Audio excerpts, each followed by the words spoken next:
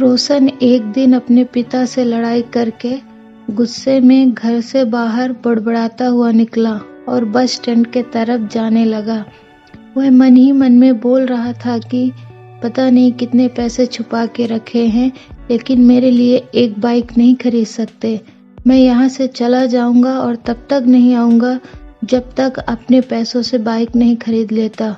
उसे पैरों में कुछ चुभने का एहसास हुआ। नीचे देखा तो उसने पाया कि जल्दीबाजी में उसने अपने पापा के जूते पहने हुए हैं।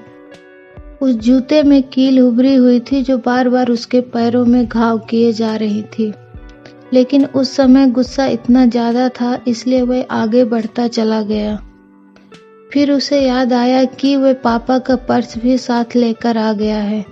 उसके दिमाग में एक आइडिया आया और वह अपने पापा का पर्स चेक करने लगा, जिसे आज तक उसके पिता ने किसी को हाथ लगाने नहीं दिया।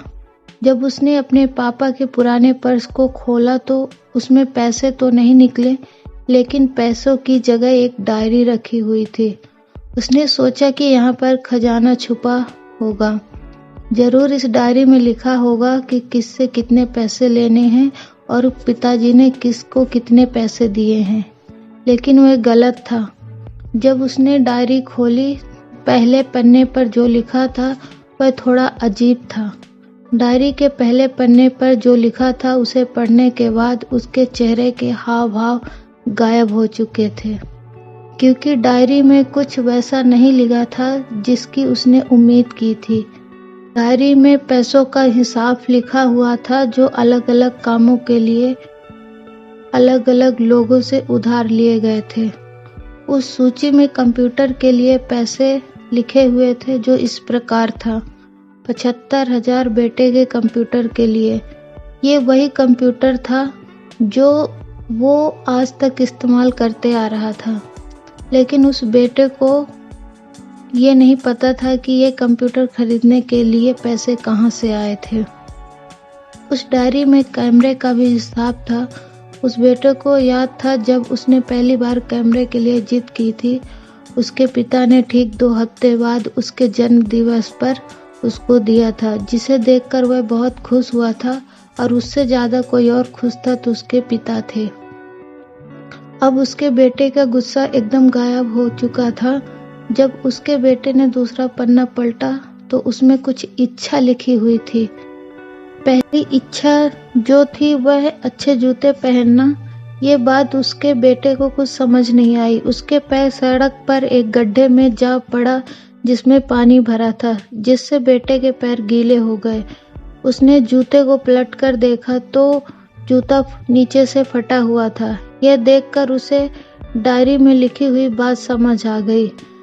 तभी उसे अपने माँ बाप की बात याद आ गई। माँ हमेशा कहती थी कि नए जूते ले लो, लेकिन पिता हमेशा बोलते थे कि ये तो अभी और कुछ दिन चलेंगे, कुछ दिन पहले ही तो खरीदे थे। उसे आज समझ में आ रहा था कि कितने दिन और चलेंगे। साथ ही साथ उसे यह भी समझ आ रहा था कि उसके पिता पर्स को क्यों छुपाए रखते थे। तभी उस डायरी को पढ़ते पढ़ते बस स्टैंड पहुंच गया, एक बेंच पर बैठ गया और उस डायरी का आखिरी पन्ना पलटा। वहां कल की तारीख लिखी हुई थी और नीचे लिखा था 80,000 रुपए बाइक के लिए। उस बेटे ने बस इतना पढ़ा और उसका दिमाग सुन्न हो गया। अब उसके मन में कोई गिला शिकवा नहीं बचा। आंखों में आंसू आ गए। कुछ समझ नहीं आ रहा था कि वो क्यों रो रहा है। अब वह जल्दी से घर जा रहा था। जूते में लगी कील अब तक उसके पैरों में घाव कर चुकी थी। उसने तुरंत उस जूते को खोला और फेंक दिया।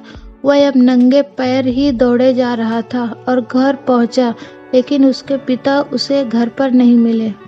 उसे समझ आ गया था कि उसके पिता कहाँ गए होंगे।